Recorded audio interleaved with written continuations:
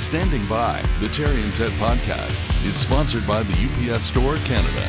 More than 380 convenient neighborhood locations throughout Canada. The UPSstore.ca. The Standing By podcast for Wednesday, April the 9th, 2025. Hello, Ted Burr. Hello, Terry DeMonte. Good day to you, sir. I like the spring pastel colors on our microphones. They really come out at this time of the year, don't they? Yeah, except for today. God, well, yes. today being Tuesday, the day before the episode is released. Yeah. Terry, who lives up north, what are they getting? What are you guys getting up there? 25 centimeters? Yeah, well, 20 anyway. Yeah? This morning it was, Mother Nature can be such a Bitch. Yes. Thank you. Yes.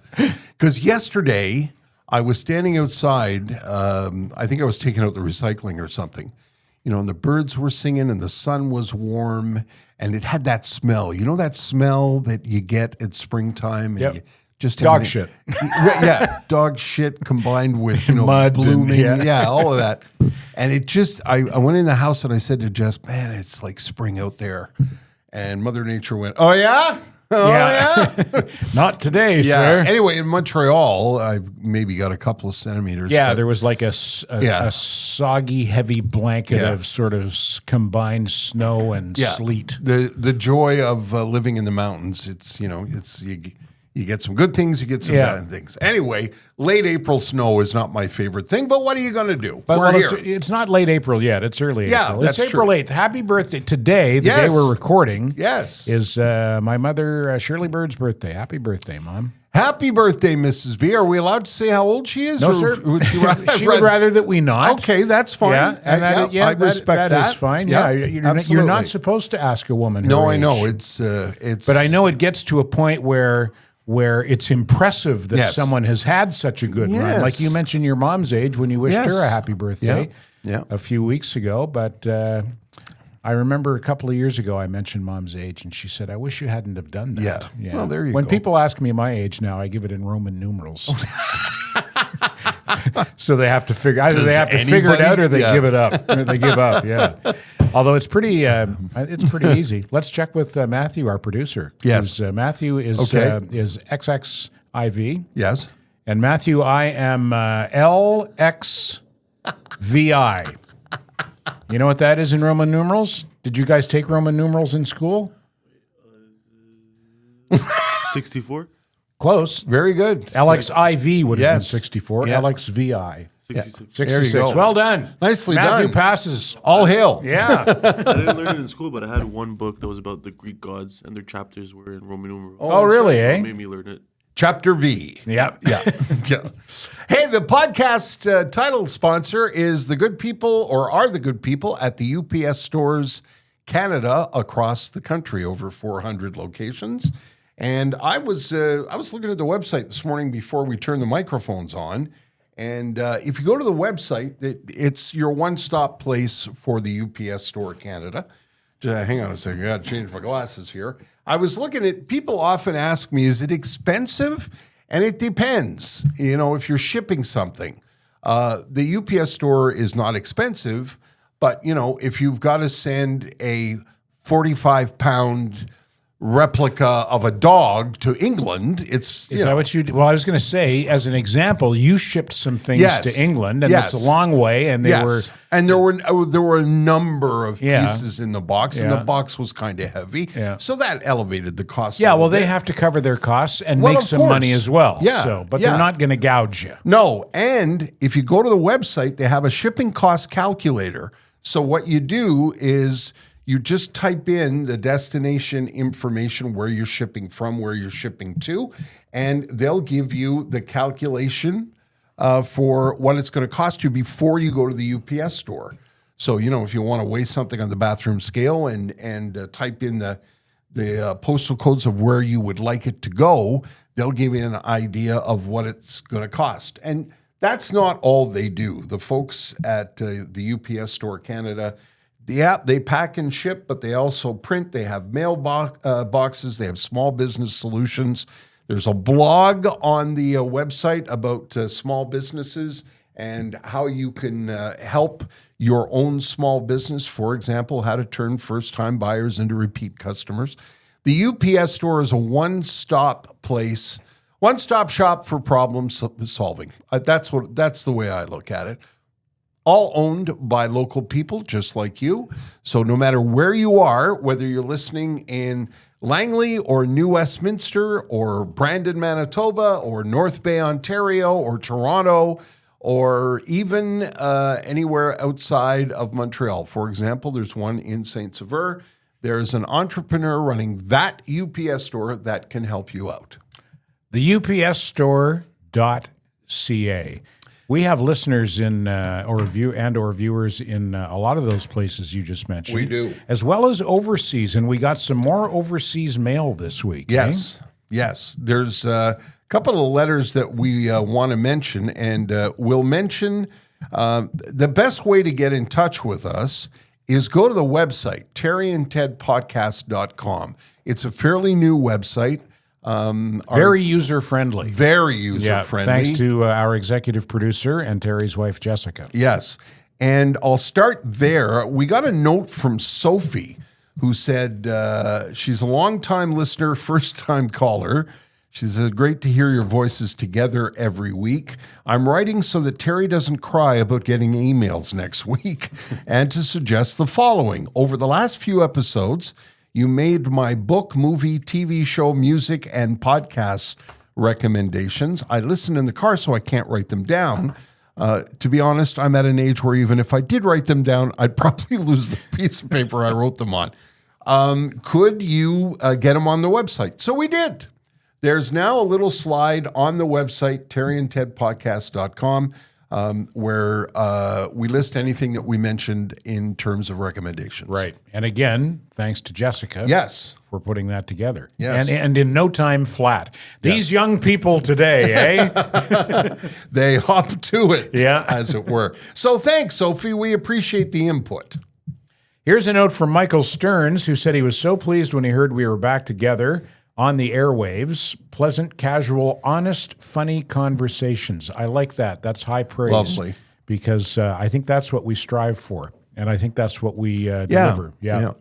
Brings back good memories from years ago. He says, Terry recently lamented that Bishop Street had changed, which reminded me of Doug Camilli's column in the Gazette, which often had a piece titled Overheard in a Bishop Street Bar. Yes. Or his Life in Ontario piece where we read about a silly upper Canadian nail gunning his hat to his head. That one I don't remember. I don't remember that either, but that usually was a reference to Grumpy's on Bishop Street. Yeah. Because that's where all the guys from the Gazette and all the local politicians and the hoi polloi would gather late into the wee hours of the morning. Yeah, I think we might have spent an evening or two Yes, we did. at Grumpy's. Yes.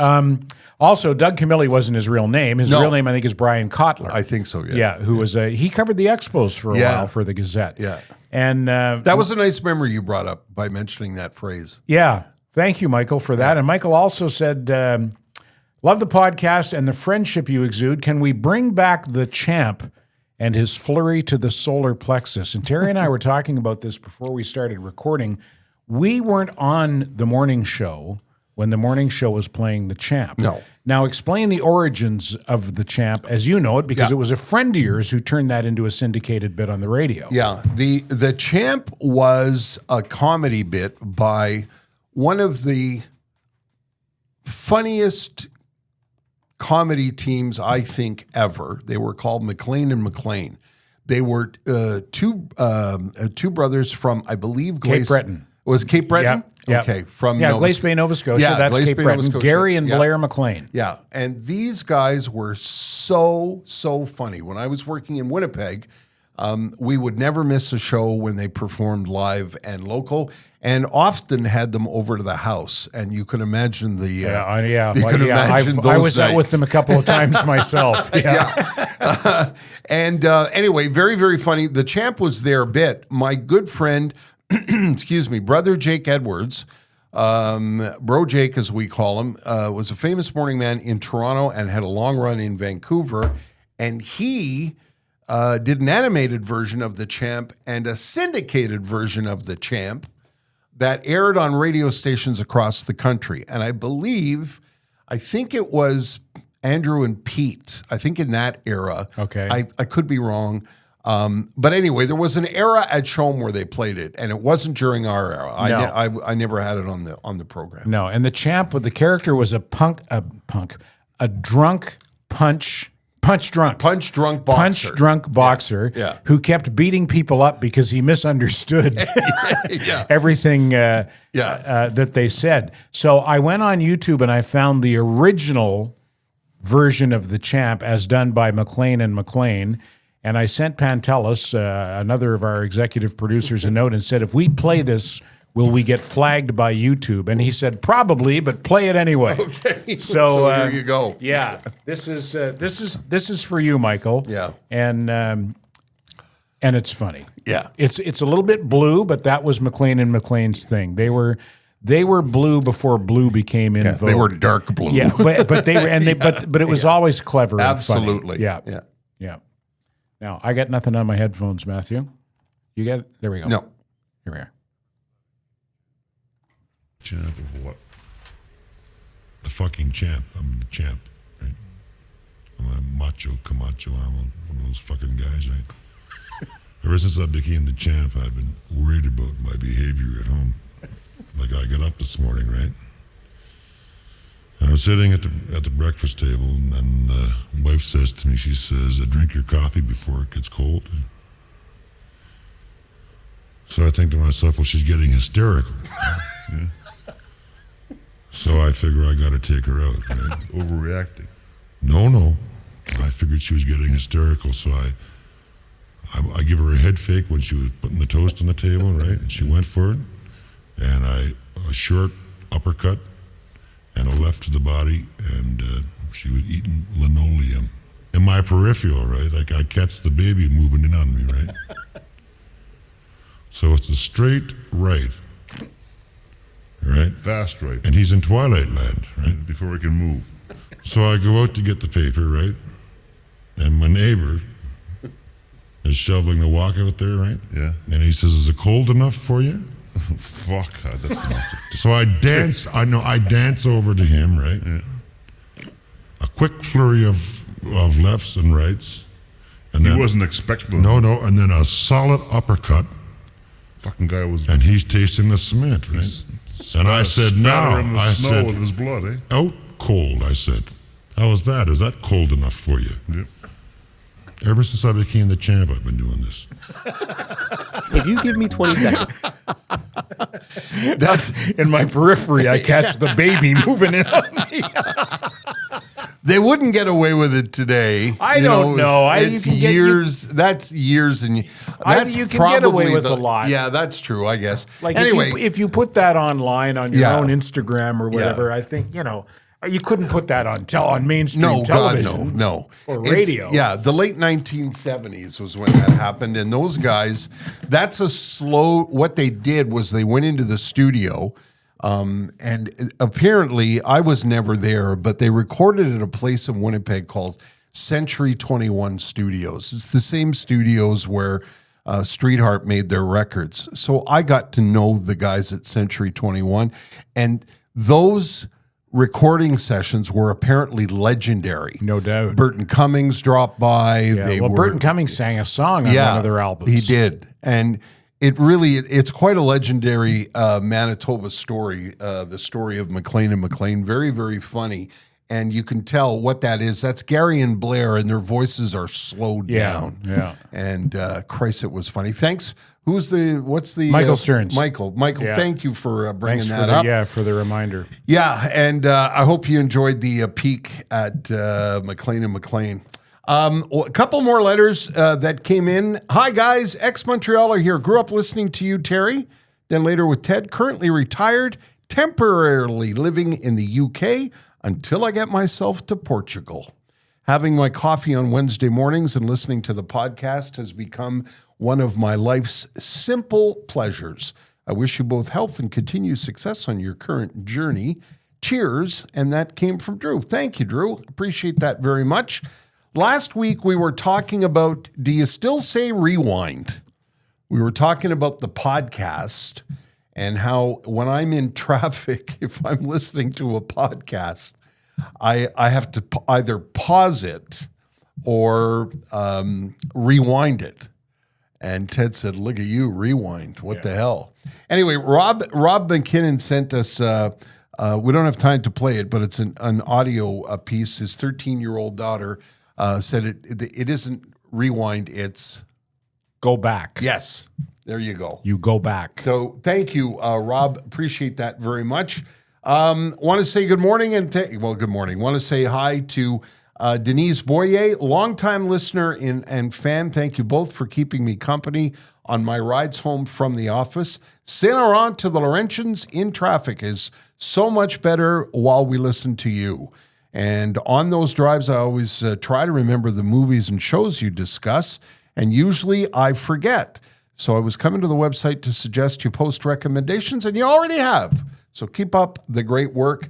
I think you already read that, Grandpa, didn't you? No, or is that no. a second one? This is a second one Oh, about okay. that. The All right. first one was from Sophie, who made the initial recommendation. My bad. I'm the grandpa. And then Denise. What? So thanks to Denise. I appreciate that. And we heard again from Kim out on the West Coast. Hi, guys. Was in a crappy mood the last couple of days, and I needed something to cheer me up. So I was at work yesterday, and I thought, how can I make myself happy? I need to be listening to something that'll make me laugh. Right, the Terry and Ted podcast. And after the last train left, I put it on with one earbud in. I work on a train platform for the West Coast Express, and I need to keep one ear open for the trains. Just hearing you guys laugh makes me laugh. Thanks for cheering me up. And that came from Kim. Thank you, Kim. Appreciate that very much. I'd like to work on the train. You would? I would. I'd like to be a train engineer. Really, eh? Yeah. I Or a conductor. Yeah, I always thought being a train engineer would be cool too. Yeah. Back in the day, remember when they had cabooses? I do. You don't see cabooses anymore. I'm No. not sure why. But back Well, in the day, the caboose, I guess, is Yeah. where you would have maybe 2 or 3 engineers on board. Yeah. And the guy who, for a long haul, the guy who was off duty would go back to the caboose. It was like a little house almost. Yeah, I think they call them the brakeman. The brakeman was in in okay. the caboose. All I right. think. I don't know. You could be Yeah. right. But I wonder why they don't have them anymore. Well, it was cost cutting. I remember the years they cost cutted. It was, I think it was in the 90s. They, well, we don't need that. We're going to cost cut, blah, blah, blah. So they could let people go and not, carry the extra car. And a lot of people at the time purchased those cabooses and turned them into different things across the country. Do they still yell all aboard? I don't know. In Tatamagouche, Nova Scotia, there's a hotel that there's an old train station that was made into a hotel, and they took a bunch of old train cars, including a caboose, and turned them into That's cool. like hotel rooms. Yeah. You can either stay in the station, Yeah. or you can stay in one of the cars that have been converted into That's cool. hotel accommodations. I've never been, but I want to go. I've looked at their website, Tatamagouche, Nova Scotia. That's cool. I'm not a big train buff necessarily, but I've always thought I've the train always was- loved trains. Yeah, me too. And I I've really taken the have. train across Yeah, the country. you- And I think I spoke about this on a previous episode. I took the overnight train from Madrid to Paris one time, which was really cool. The train is it's a throwback to another era. It's a romantic way of traveling, and I don't necessarily mean romantic in a in that sense. Yeah. I mean romantic in that it is a throwback. It's my buddy Kevin McDonald, he's out in New Brunswick, and he prefers, even though it's an 18-hour train ride, he gets a little sleeping berth. Yeah. And he prefers that ride than the questionable availability of airplanes. Well, yeah, from not where only he- that, yeah. but when they you know what you go through at Yes. an airport, it's Yeah. just such a hassle. Yeah. Traveling by air Yeah. is such a hassle. Traveling by train is totally relaxing.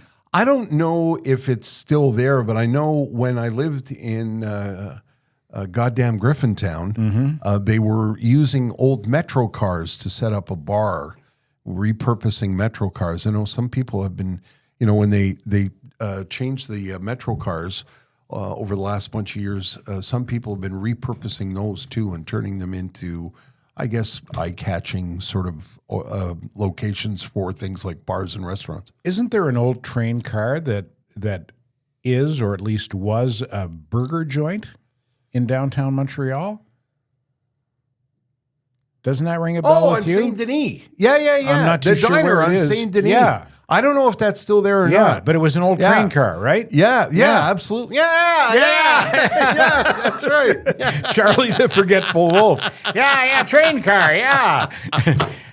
I thought we would mention, somebody asked me this past week, how come we haven't mentioned the election on the podcast?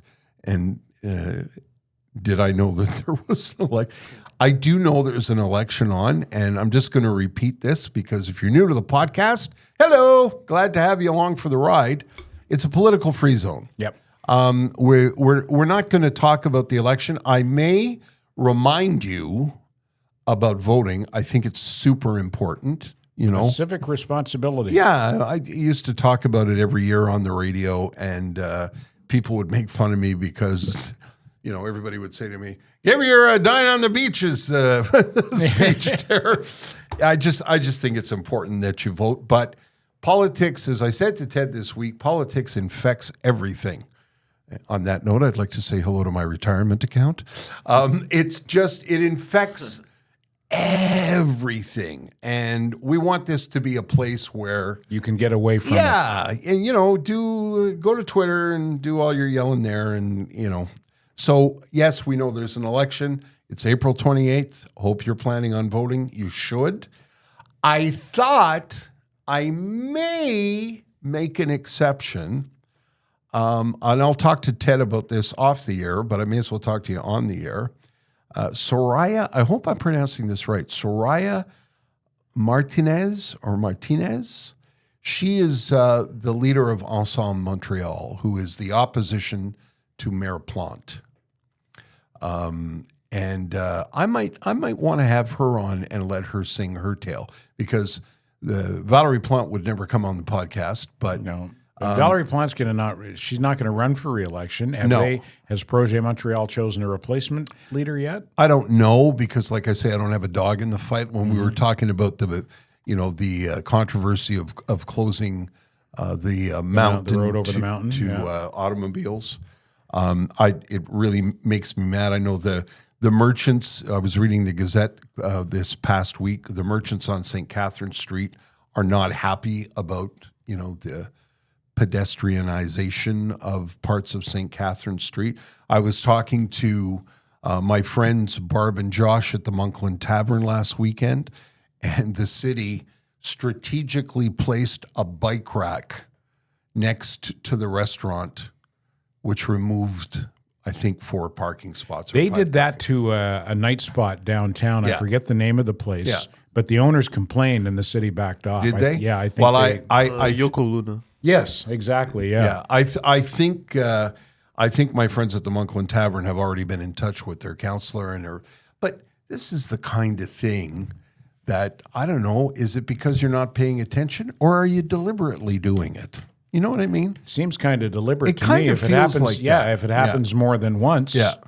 And I just feel that Mayor Plante and that party has been in power for 10 years, and I just believe it freshens up democracy when you've got new ideas and Well, it's also part of the political cycle. yeah, that's right. Anyway, should we have her on, or should I invite her on, or should we just leave it alone? I don't know. We can talk about it. All right, we'll have a meeting. Yeah. We'll involve our executive producer. Okay. Yes. Mrs. DeMonte. Yes. She is she's like a senator. Yeah. She is the. That's right. Yeah. The sober second thought. Yes. Yeah. And I, like I said, I live in the Laurentians now, so je me dérange pas. You're like, Yeah, what, but it's what still are you your going to do? city. This is but where I you still grew up. love Yeah. the city. I just love the city, and I want the city to do well. Here's an interesting thing. I wanted to run this by you, Ted. We had Jess's dad over for dinner on Friday, and we were sitting around post-dinner having a glass of wine and talking. And Jess said, she asked this question. I thought this was a cool question. If you could choose to go back in time and witness anything, what would it be? Wow. Isn't that a good question? That's a great question. Isn't yeah. that's a real thought-provoking question, isn't it? Interestingly enough, Jess's dad said he would have liked to have seen Jacques Cartier land here when he discovered New France. I'm always reminded when I think of Jacques Cartier of you many years ago on a really cold winter day saying, what do you suppose Jacques Cartier's men said to him when he decided to stop here? Here, Jacques? Are you sure? I chose, I had a bunch of things that came to my mind. Jess chose being in the Ed Sullivan Theater for the Beatles performance. That's a good pick. That's a really good one. I chose the Beatles at Shea, oddly enough, back in 1964. And there were a couple of other things that came up, and I thought, it's a really thought-provoking question. It's a fun thing to play at the dinner table after dinner's done and you're having a glass of wine. It's an insight, I think, into the way, people view history or, things that they would like to have seen. Yeah. At one point, I said, I threw Jess off because I said, oh, yeah, I would have liked to have been there when the Hindenburg tried to land. Well, you know what? The Hindenburg came to mind for me when you raised that question, but it was so catastrophic. Yeah, that's what Jess said. And you know what it is, I think, Ted? I said to Jess, I think that's the broadcaster in us. Maybe. Because that is such a famous piece of broadcasting history. Oh, the humanity. Yeah. And it would have been a horrific thing to see, but it popped into my head too. Yeah. Isn't that Well, funny? as a World War II buff, I thought about the Normandy landings. Yeah. But I would faint. I don't know. you would not I don't do. want to. I don't want to necessarily witness a bloodbath. No. But what would be interesting to me from the World War II historical perspective, maybe the surrender of Japan aboard the USS. Was it the Missouri where they signed the surrender? You'd know better than I. Yeah. The surrender of Japan, maybe one of the one of the conferences involving Churchill and Stalin and Roosevelt. You could have been at the one in Quebec City. Yeah, Eh? or maybe VE Day in New York City. That might be interesting. Was it Quebec City? Have I got that right? Yeah. They had a conference in Quebec City. Yeah. But it's a great question. Yeah, who brought it up? It just brought it up. Yeah? Yeah. It was really fun to ponder, and one triggered another, and we had a nice conversation about history. Matthew? Let's get Matthew's 24-year-old Yeah, I know. perspective. That's why an interesting perspective. If you could pick any historical thing to see or revisit, what would it be, Matthew? World War II as well, probably the fall of the Berlin Wall. Oh, the fall of the Berlin Wall. Yeah. Which was 1989, I believe. I think so, yeah. I think it was like hundreds of thousands of people crossing over, finally reuniting with everyone. Yeah. And a very famous song came out of that by the Scorpions. You know that song. Which one is that? Follow the Moskva down to Gorky Park. The Winds of Change. Oh, the Winds of Change. Yeah, that was about the fall of the Was Berlin it about the Berlin Wall? I'm pretty sure it was, I did not know that, Ted. Nicely done. Yeah. I could be totally wrong, but I thought it was. That's when it came out anyway. Yeah. Yeah. I'm singing it in my mind so that I don't sing it on the podcast. Terry and Ted do the Scorpions. Click. Let's before we talk about other things, let's say hi to Sugar Sammy. I've been following Sugar Sammy online, and it's one of my daily treats. One of my absolute daily treats is to go to either his website or his Twitter account and just follow what he's been up to and what he's done. He's just so unique, so funny, so clever. And we had some really great input from people who said they went to see him. And I'm not sure, did we read that note last week where somebody took their daughter, their 24-year-old daughter, Yes. and wondered if it was going to be, too boomer or whatever, however they put it. Yeah. And they she loved said it. they Yeah. had a ball. And Yeah. I got a note from somebody, it could have been on social media, I don't remember, that said, we're thinking of taking, the whole family to the show. Do you think that's a good idea? And I said, it's a fantastic idea.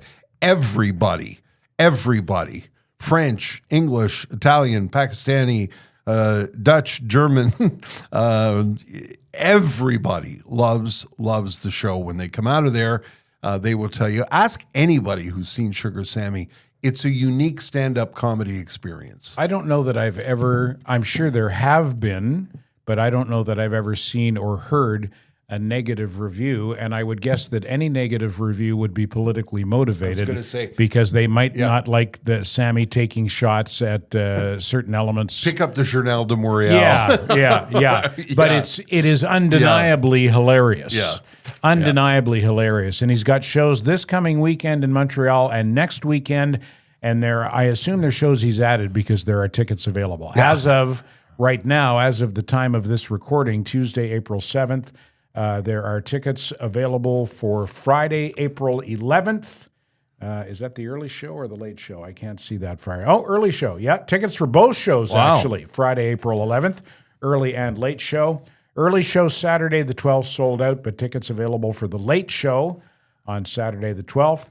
And then the 19th and the 20th, tickets available for Montreal shows You're Gonna Rear, sugarsammy.com.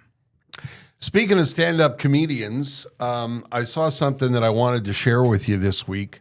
I happen to love Bill Burr. My brother Dean and I, and my wife Jess, we just love Bill Burr. We just think he's so funny. And his new special on Netflix is called The Drop Dead Years. And he talks about how, I'm not going to do it any justice, but he talks about he's at that age where, buddies are dropping dead on the golf course. Men mostly.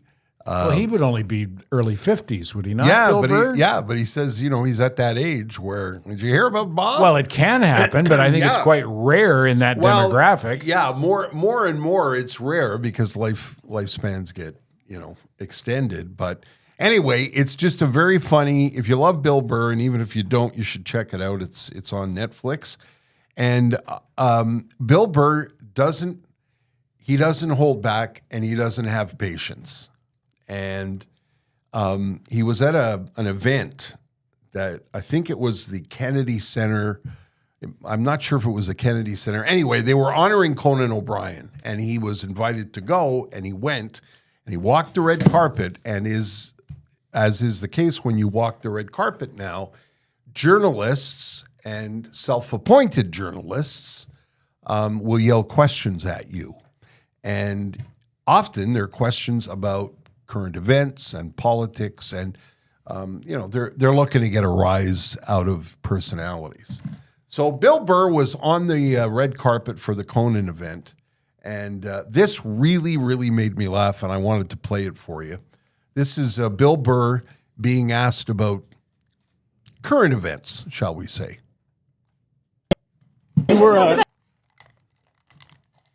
Your reaction to Luigi Mangione? I was reading up, that perhaps you've been supportive of what he did. What is your take on that? If you were reading up, I don't think you read up on it.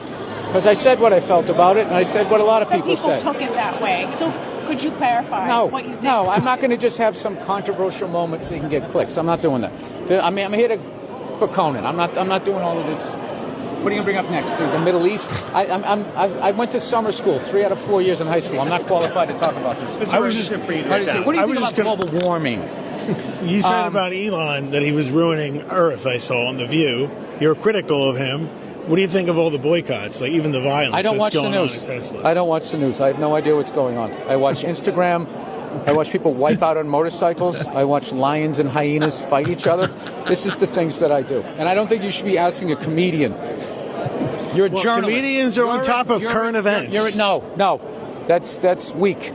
That's you guys passing the buck. You guys need to have balls again, which you don't. You guys always goes, should we be thinking this? Duh. You guys present stuff like that. You guys used to have balls. You need to get your balls back. And it's not my job. I am a dancing clown. I loved it for so many reasons. And number one is there was a time when you went to an event to, for example, honor Conan O'Brien. You would be asked about Conan O'Brien. You'd be asked about, your friendship with Conan O'Brien. Do you have a nice memory of Conan O'Brien? What are you hoping for tonight at Conan O'Brien? And now, as we were saying earlier in the podcast, politics infects everything. Yeah. And they're looking for clicks. Yeah, but at the same time, let me play devil's advocate. He can't have it both ways. He did go on The View, and take shots at Elon Musk and Right. was strongly critical of Elon Musk. But that's not the place for it. In my opinion, the red carpet on the night of Conan's the celebration of Conan O'Brien's career, that's not the place for that. Is it?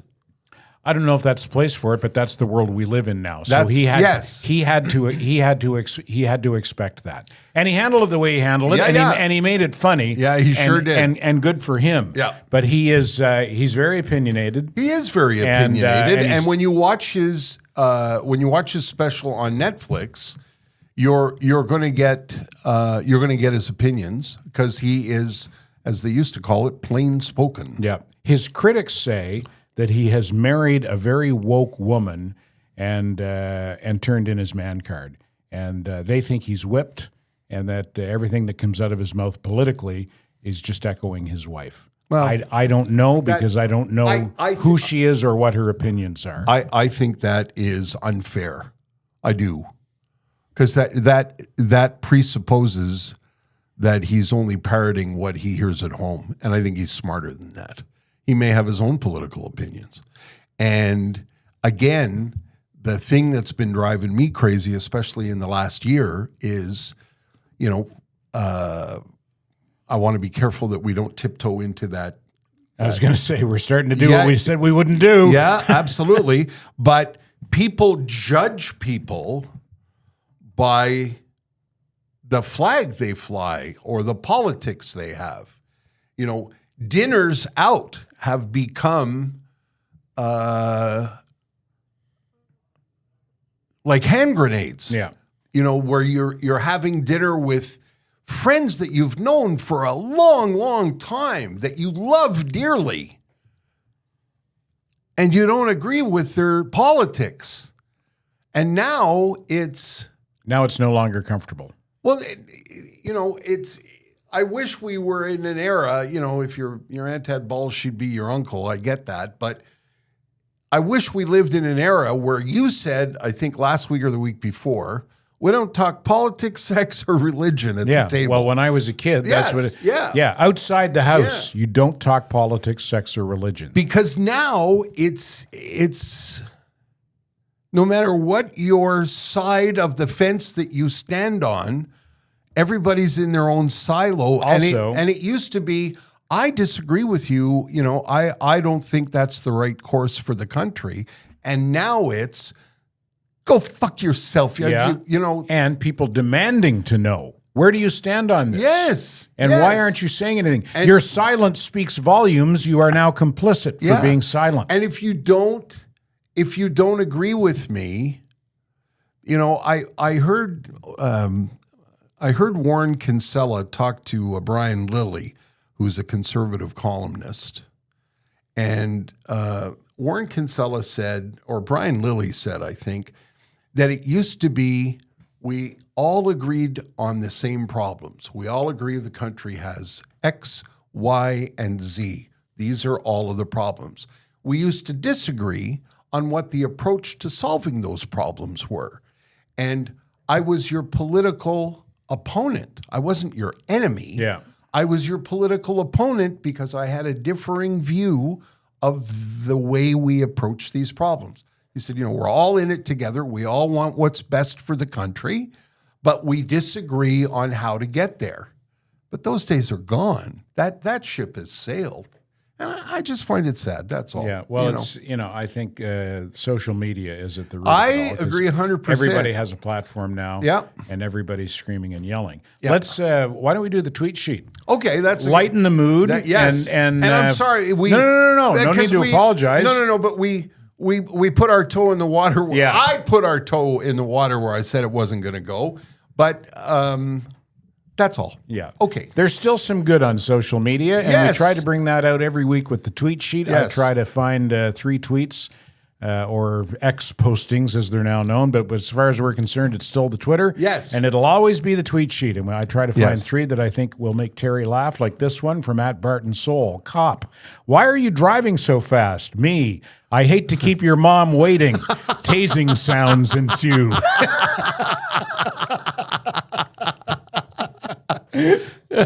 He's a good account at Bart and Soul. Bart He's the and one who Soul, had yeah. the one, the kids at this rave act like they've never seen a CPAP machine before. Same account. From @John Moe. If you're a young person, it might be hard to really understand this, but the whole world used to smell like cigarettes. And it did. 1960s and 70s, it did. There's a particular store, and I won't mention what it is, not too far from where we live up north. And I said to Jess, I cannot stand going into this store because it seems to be constantly occupied by people who still smoke. And you know, when you're standing next to somebody who's, is a 2-pack a day smoker, it's in everything. It's in their clothes. It's in, and it lingers in the aisles and stuff. It stinks. And it really does. It really does stink. I had this conversation with Louise, the parking lot attendant at the studio here today, and we both agreed that that's the smell on people's clothes, or when the smell gets into the walls or whatever, that stinks. But for Louise and me as ex-smokers, a freshly lit cigarette, boy, that smells good. Like it's the funny burning, that, it's funny that like the stale tobacco smell, that stinks. But a freshly lit tobacco, even 25 years after my last cigarette, still smells good. Because in the 80s, I never smoked, so I don't know that smell. For me, one of the smells that I love that a lot of people hate, when you first you first put the hose in your gas tank and I love that smell because I remember that from being a kid. Me too, and it reminds me it reminds me of having money, because when you're a teenager and you're driving, if you can scrape together $2 of gas, $2, you're doing well. To put in your dad's V8 Dodge Monaco, and it still reminds me of. I must have just got paid because I can put $5 of gas in the car. But the cigarette smell, I remember in the 80s and the 90s, I had a separate laundry basket for when I came home from the bar on the weekend.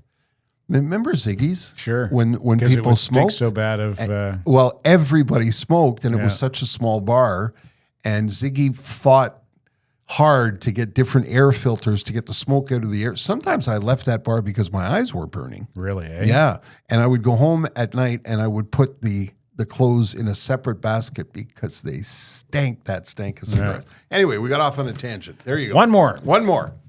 From our old friend Kip Conlon. Hello, Kip. I was pretty much considered the Babe Ruth of Little League due to my problem drinking and rocky marriage.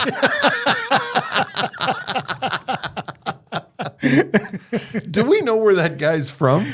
No, but you know what? I think we follow each other. I'll send him a note. Yeah, and I'll put that up as a promo this week. Okay. Yeah, he's whenever I need funny. Whenever I need a kicker really on the funny. tweet sheet, I go to Kip Conlon. That's the thing about Twitter. Twitter has become a real sewer of rage and anger, and I look at it every day because I'm looking for things about the world, and but you can find moments of real decency, of kindness, levity, and funny. Speaking of Louise asked me today if I'm taking my winter tires off, and I said not till the end of April because, as we mentioned at the start of the podcast, this morning up in the Laurentians we're getting close to 20 centimeters, and I was glad that I'm not one of those early people that heads to the Mersons and has their summer tires put on too early. Yeah, if you beat the rush, good for you, but you might want to stay home for the next couple of days until that melts. Yeah, I don't trust April. I just don't trust April. No. And the Mersons have been looking after my car, Ted's car, and Montrealers' cars for a long, long time, close to or over 50 years now. 1970. There you go. And it's a place to take the car when you want the oil changed, when you hear a noise you don't like, if you're trying to avoid the ridiculous prices at dealerships. The Mersons can look after almost anything. And as Ted has reminded you many times, when they can't look after it, they'll send you to somebody who can. and somebody who's as honest as they are and does it for a reasonable price. And don't forget, you can get rabies at the Mersons. That's right. It's rabies time. Right now, 10% rabies or rabais. 10% discount on spring tire change if you book before April 12th. Now, April 12th, that's the end of this week. Yeah. So you want to act Yeah. fast. Or after May 20th, if you want to leave your winters on until after May 20th. You can also take advantage of the 10% rabies and rebates on select Yokohama tires. I run on Yokohama's winter and summer. Great I always get those tires. at the Mersons. The Mersons specialize in Yokohama. They're exclusive is not the word, but they are. Yokohama is the brand that they promote and deal with the most. They can fix you up with other brands as well. You remember the email we got from Buddy? Yeah. Who couldn't find tires for his Was it Tesla? electric vehicle. I Yeah, don't know if it was a an Tesla, electric, but it was yeah. an electric Yeah. vehicle. And he said he was having trouble finding tires, and the ones that he could find were ridiculously expensive.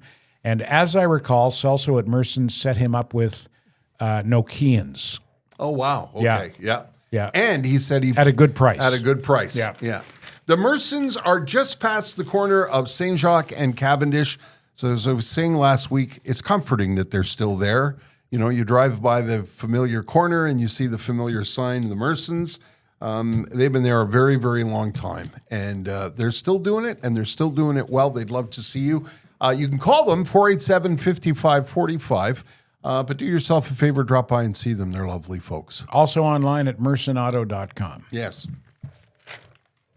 What else you got? Well, if you're not watching on YouTube, I have my... Yeah, Terry takes notes. He's got like a legal pad. I got a legal pad now. I put the notebook out of its misery, and now it's a legal pad. Because this was... That's what I thought. I used to use this when we were on the air. Did you? Same pad? Yeah. Terrestrial, not this very same Is that pad, an but- actual legal pad, though? Yeah, Is that I think so. Well, it's got yellow paper. Yeah, Is that what I think lawyers that's what use? they call it. Yeah. It's not Hilroy loose leaf. No.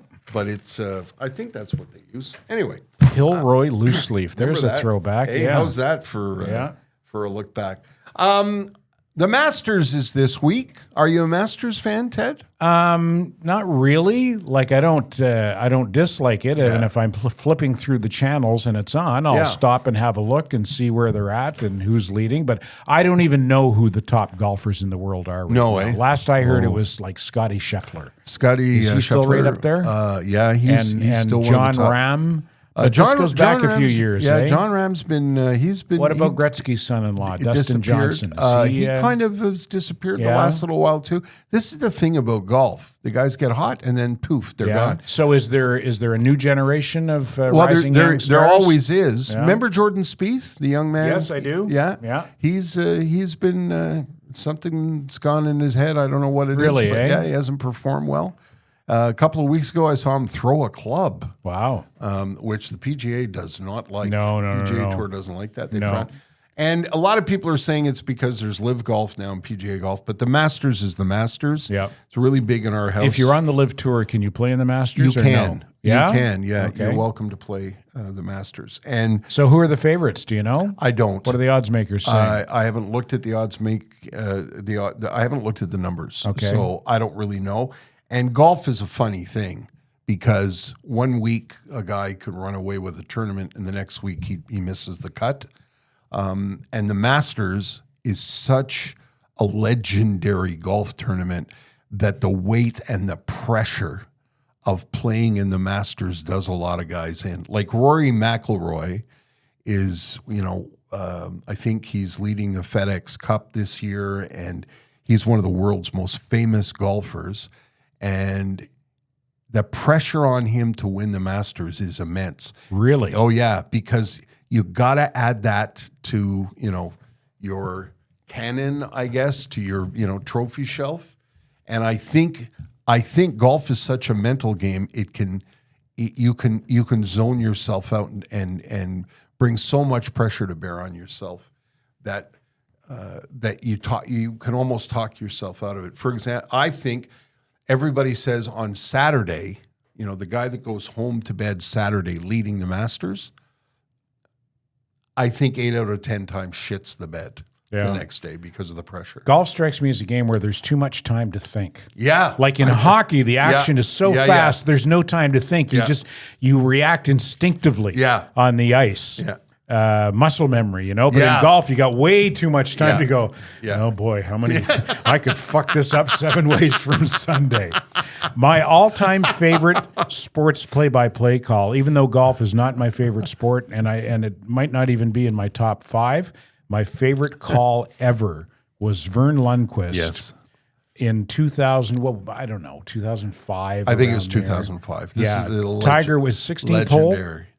15, I think. 15, yeah. Where Tiger Woods, I think, sunk that putt from however far away it was, and the ball just hung on the lip of the hole for a split second. Showed the Nike logo. Yeah, and then fell in, and Vern Lundquist said, "In your life, have you ever seen anything like that?" And I still get chills just thinking about it. You're giving me goosebumps just thinking Yeah, about it was such a great call. Yeah. And of all the sports I've watched over the years and all the great calls I've heard over the years, if someone says to me, what stands out to you, like you talk about, what would you like to go back and witness history? What sports call, play-by-play call, stands out to you the most? That's the first one that comes to mind for me. Yeah.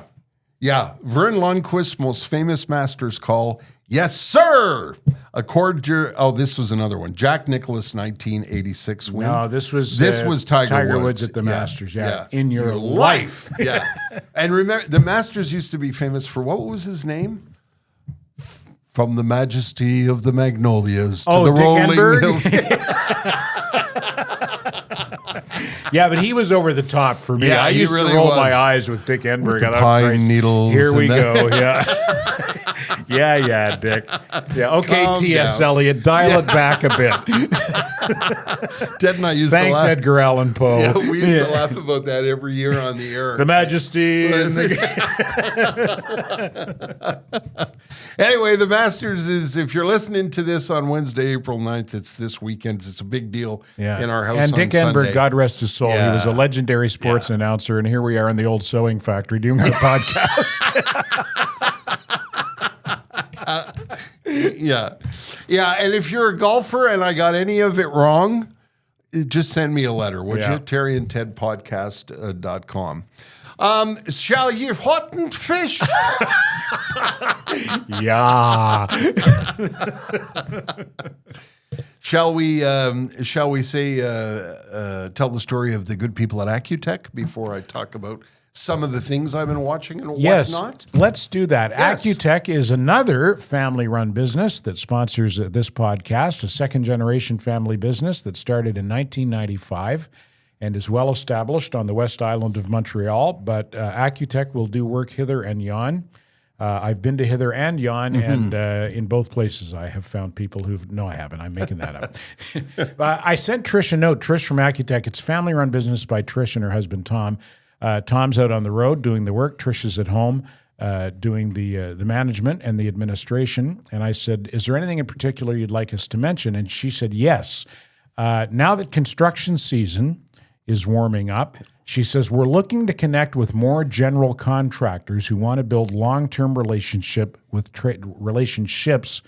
tradespeople. We want to build trusting relationships where we're really planning partners with general contractors and other trades to make sure that work done for clients is well planned, organized, and delivered to a client's expectations. So if you're a general contractor and you're looking for an electrical partner, Accutech would like to partner with you. So speak to Trish and Tom, accutech.ca. Go on the website, check them out, have a look, and if you like what you see, they're looking to partner with general contractors. I think that's a great idea. I do too. You want to build a team of different trades. Yeah.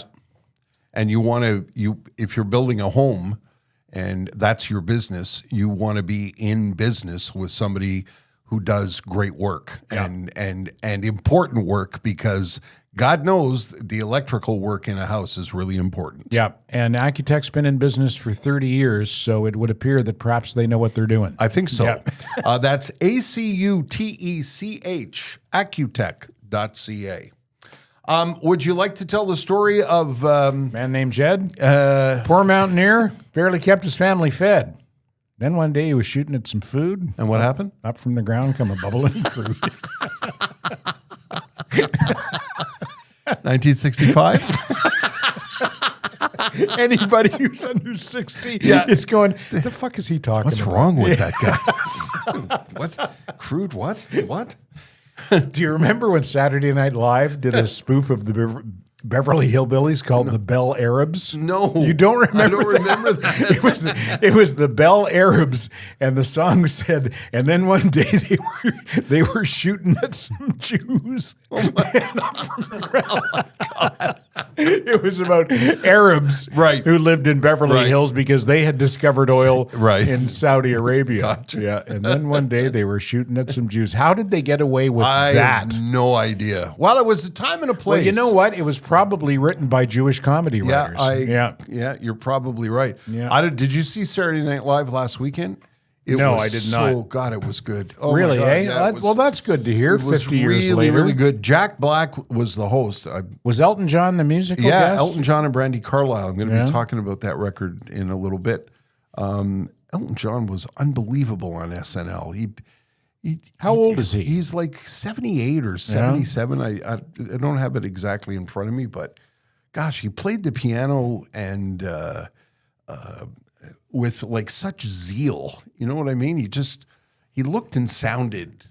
He's still the showman. Yes. Yeah. Yeah. Absolutely. I thought it was a great episode. We are going to talk about, excuse me, some things that I've been watching and, comments and whatnot and the world of entertainment. It's kind of become a thing, and I think that's fine, isn't it? Well, we're getting mail from people saying, could you please put those on the those recommendations on the website? Yeah. I used to do it on the radio, and people seem to appreciate it. So. I'm going to, after that Mobland series, maybe after there are 4 or 5 episodes up on, is it Apple TV? Paramount Plus. Paramount Plus, yeah. Then I'm going to subscribe so I can binge it. Yeah. Just before we get to that, we should tell you that Pierre is still in Antwerp. Who is Pierre? Pierre Soucy from Robert Richer Jewelers is on his semi-annual trip to Antwerp, where as a gemologist, he gets not exclusive access, but privileged access to the diamond factories in the diamond capital of the world, Antwerp, Belgium. Maybe you even made an order with Pierre before he left. If you did not, Pierre will come back with, as we said last week, a shitload of diamonds. Terry and I have introduced that into the diamond industry lexicon. Yes. Specific number of diamonds. Now we designate that as a shitload. Yeah. So Pierre will come back with a shitload of diamonds, so you can drop by Robert Richer Jewelers to see what he's got. Go on there, or even on our Facebook page. Yeah, follow. I reposted some of Pierre's pictures that he's been taking on his trip to Antwerp. Looks like he's got great weather over there. Yeah. He has one really cool picture of 4 Jewish diamond dealers walking across the street at the crosswalk, and it's got kind of an Abbey Road sort of a vibe to it. Yeah. That's really neat. It's a great picture that really gives you a feel for what the diamond district in Antwerp is like and all about. It's fun to follow him on Facebook because it's kind of like he's on holidays. He's working, but he's taking enjoying advantage. It. Yeah. He's taking advantage of being in one of. It's got to be one of the coolest cities in the world. I think if you looked at a list of the cool cities of the world, Antwerp would probably be right up there because Belgium is kind of the confluence of France and the Netherlands. Yeah. So there's a French and a Dutch influence. And it's embodied in Antwerp. So go to Robert. Their Facebook account is Robert Jeweler Richer. So if you go there, you can see all of Pierre's posts from Antwerp, and you can learn more about the shop, which is at 309 Dorval Avenue in Dorval, closed this week. Yeah. While Pierre is away. Hope he brings us back some of those chocolates again. Boy, they were good. We got chocolates last year. Yeah, he brought us back. I think they were called Mads. Yeah. MADS, Mads chocolates. Yeah. And I think quite a famous upscale chocolate. Yeah. They lasted almost minutes. Yeah, they did, didn't they? We hoovered those like there was no tomorrow. Terry got the liquor-filled ones because That's I'm right. 28 years sober, and I got the regular ones, but boy, they were good. Thank you, Pierre, and no pressure at all, Pierre, to bring back those chocolates again. Would you please?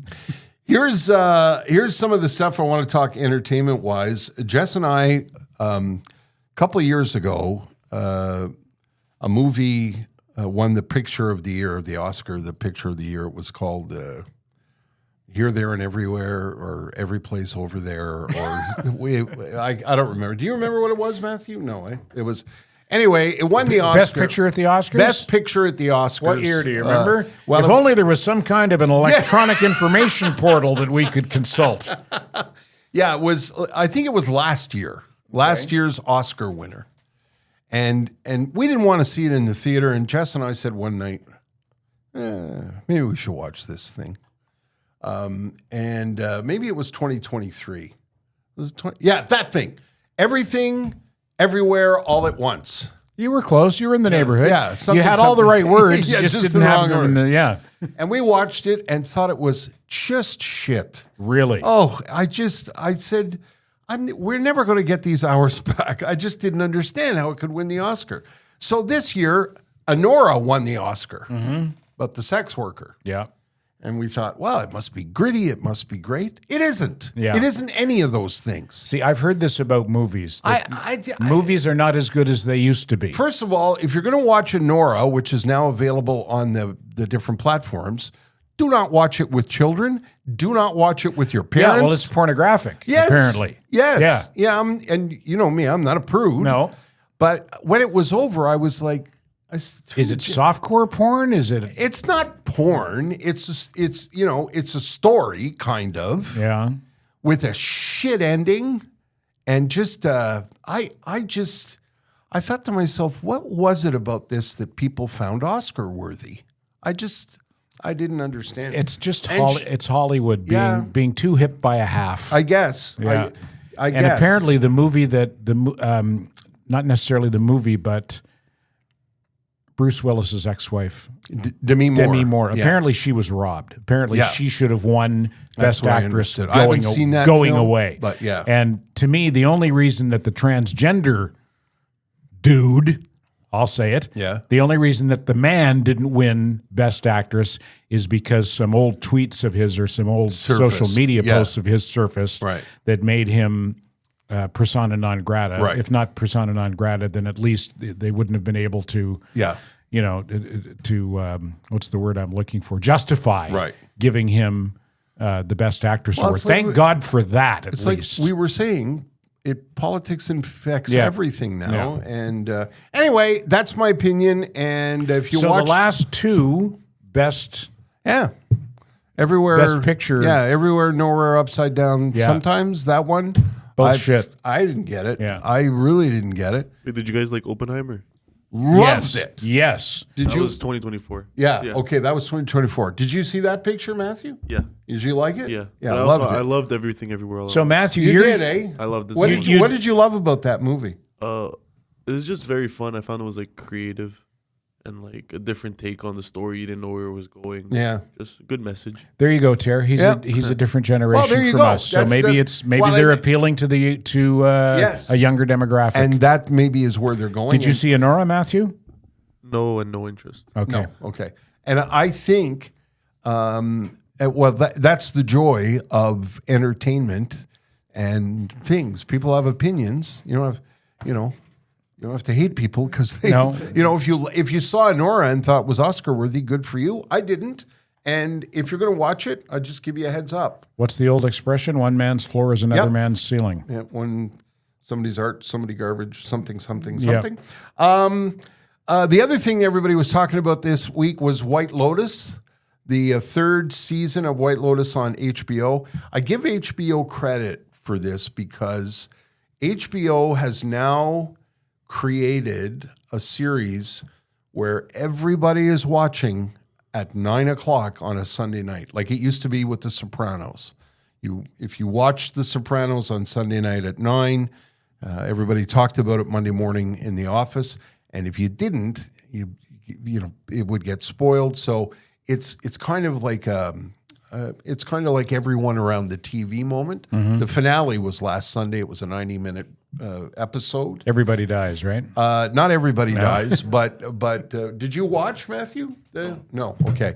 Not everybody dies, but some people died. Oh, and and my my opinion and Jess, we looked at each other and went, meh, didn't get it. There will be a 4th season of White Lotus. They're going to choose the location, and it's quite popular, right? It's a very big show, popular. Eh? I think it's very, very good. It's beautifully shot. Didn't you say that this year's? I remember you saying at the beginning of the season, though, that it was off to a slow start. It is, but it's kind of it's a trademark of this series. Yeah. And the creator, Mike White, said this week, if you don't like the slow pace, get out of my bed, watch something else or something like that. He's right. So he didn't give a shit. Yeah, he doesn't give a shit. It's wildly successful. The other thing that I've jumped back on the bandwagon of 1923. This thing can be a little slow. 1923 stars Harrison Ford and Helen Mirren, 2 massive, massive names in the entertainment business. And it also, I found this season to be a little bit slow going, but Harrison Ford is so compelling to watch. He's so good. He's at the peak of his powers. You posted a scene from that the other day, didn't you? Yeah. Was he ever good in that? It was like literally breathtaking. Yes. Like I was watching it and I went, yeah. That's how good Harrison Ford is in this. It's on Paramount Plus. It's called 1923. Have you seen the video? I think it's a viral video online of him riding the subway. I don't know if it's in New York. Yes. I think it's in New York. It's in New York. Yeah, he gets on the subway. Yeah. He takes a subway ride. Yeah, and he sits next to a woman. They have a little conversation, and at the end he says, "Nice to meet you." Yeah, I wonder if she peed in her pants. She looked pretty excited. Yeah, well, who wouldn't be? Yeah, and he seems like a regular Joe. But like most I think so. Most New Yorkers, I think, kind of behave. You know, they don't. It's one of the things that celebrities say about living in New York is people don't freak out there. They're just like, hi, hey, how you doing? And that's what this woman was doing. And Harrison Ford for years was known as being very, very shy and very reluctant to be out in public. At 80, whatever he is, he's over that now. Yeah, comfortable in his skin. Very comfortable in his skin. You ever see Adrian Brody's videos walking around New York? Hey, everybody. He films himself as he's walking around. Hey, everybody. It's been a minute. How's everybody doing? Sending out the love. And my son Sam did a spoof of that. Oh, yeah. Every Adrian Brody video, and he nailed it. He absolutely nailed it. And I watched it, and I didn't understand what Sam was doing because I'd never seen the Adrian Brody movies, but I know Sam, I know my son, and I said, I'll bet you that's funny. Yeah. And then I went to Adrian Brody's Instagram account and watched his videos, and I went, yeah, I was right. It's funny. The other thing I'm watching is Drive to Survive. If you're an F1 fan, you know all about that. That's on Netflix. Elton John and Brandi Carlile's new album is called Who Believes in Angels. If you, like me, are an Elton John fan from the early days, Madman Across the Water, Don't Shoot Me, Goodbye Yellow Brick Road, you're going to love this record. Elton has found, Brandi Carlile has lit some kind of fire under Elton's ass, and the chords are familiar. The record is beautifully put together. I highly, highly recommend it if you're an Elton John fan. A lot of people are saying, you know, I've seen online criticism that people don't like Brandi Carlile. I don't understand. She's got a beautiful voice. And don't judge it by there was a CBS television special that was on this past Saturday that was kind of cheesy. Don't judge the record by that. It's really, really good. It's called Who Believes in Angels. Imagine being as accomplished and wealthy as he is and still as driven as he is. Yeah. To have that kind of passion to still be churning out, you know. Yeah, product like this. Yeah. And to still be at the top of his game. Yeah. And he said that Brandi Carlile is partially responsible for putting that fire in his belly. Wow. Really, really good. Highly recommend it. Look at this, a newspaper. Wow, tab. where'd you get that? Yeah, look at this. How about that? Got an old-fashioned newspaper there. And now the news. I just wanted to mention this because I didn't know this. I was reading a piece by Mark Daniel in the Gazette on the weekend. Alex Lifeson from Rush, he's got a new band. Oh? He's in a new band. Yeah? Couldn't believe it. Anyway, the piece was really, really good. The band is called Envy of None. Not my cup of tea. Have you listened? Yeah, I listened to a couple of tracks. Does it sound anything like Rush? Not or a is bit, it, sir. no, it's a different... But if you're an Alex Lifeson fan and you have the ear for Rush and the guitar, right, you can hear Alex on the record. Okay. You really so can. what sort of genre, how would you classify it? Or subgenre? Yeah, it's kind of a, I don't know, sort of a, it's kind of poppy, I guess. Because Rush is very unique. Well, Rush is prog rock, but nobody sounds like Rush. Yeah. Their sound is very unique. In the interview, Alex said, when they asked him to reflect on the importance of Rush and its Canadianness, Alex said, well, you never expect that when you're 15 or 16 years old in your parents' basement, the fact that we were Canadian, Getty and I still live here and have no intention of living anywhere else. I love this country.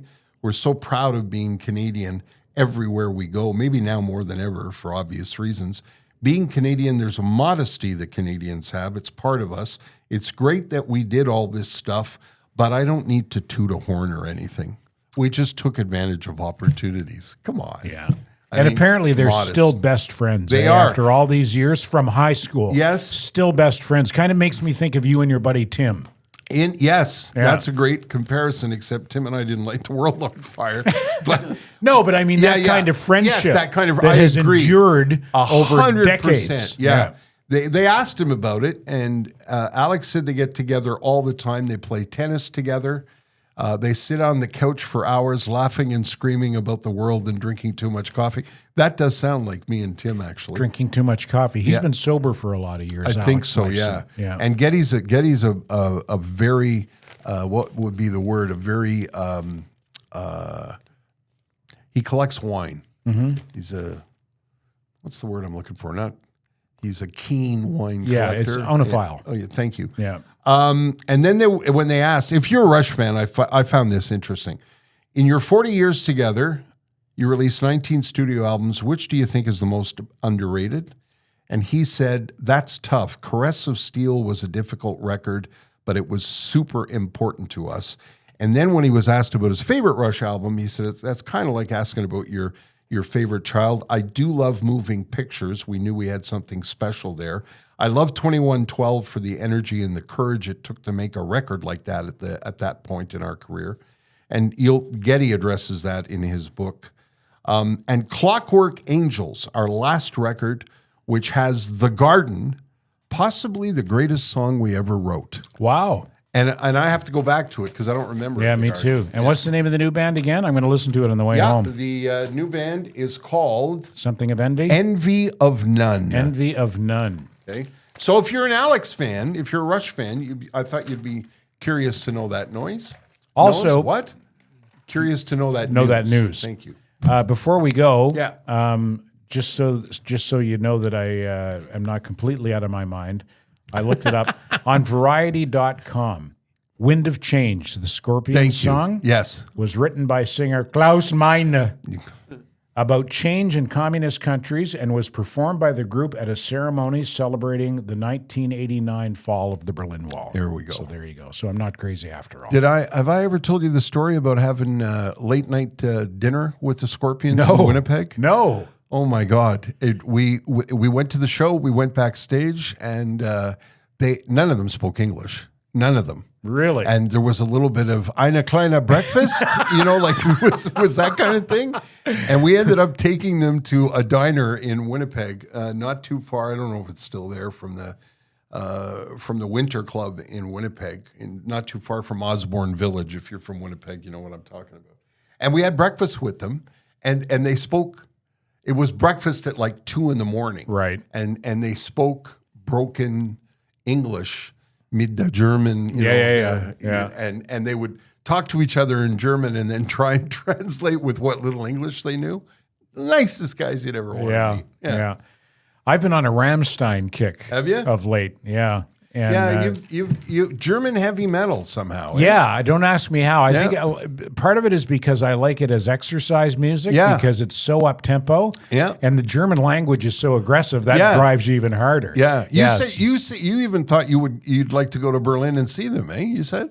Not Rammstein, Berlin. Rammstein, yeah. Well, there's a big German metal festival every year called Wacken.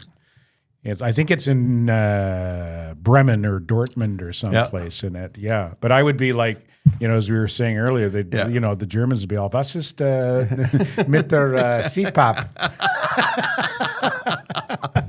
Opa.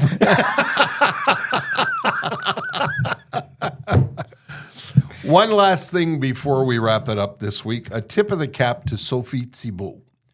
Sophie Thibault, if you watch French television, she is stepping down June 19th after 37 years on television.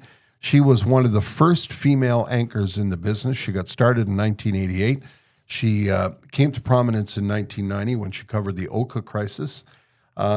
She was appointed as the anchor on TVA in 2002, the nighttime news at 10 o'clock. And then in 2022, she moved to 17 hours, as it's called, the 5 o'clock news. And she's had an unbelievable career, and she's stepping down after a 37-year career. Félicitations, Sophie. I take my cap off to you. That's a bit of a marker in what's left of broadcasting. That's it, Ted, I think. Time to wrap her up. Another one in the can? Yes, sir. All right. Our thanks to Matthew Borgelli, our producer. Our thanks to Jessica Dion, our executive producer. Our other executive producer is sitting out in the hall there. Pantelis is here. Pantelis is outside. Pantelis and Mike Ward, our podfathers. Yes, and please, we would love to hear from you. Go to terryandtedpodcast.com. We post clips from episodes. You can find old episodes there. And there's a little friggity frack where you can email us. Yep. I think that's what they Standing by the podcast at gmail.com is the email if you want address. to do that, or just, like I said, go to the friggity frack. Go to the friggity frack on terryandtedpodcast.com. And we'll see you next week. Standing by, the Terry and Ted podcast has been brought to you by the UPS Store Canada, delivering full-service solutions for your small business.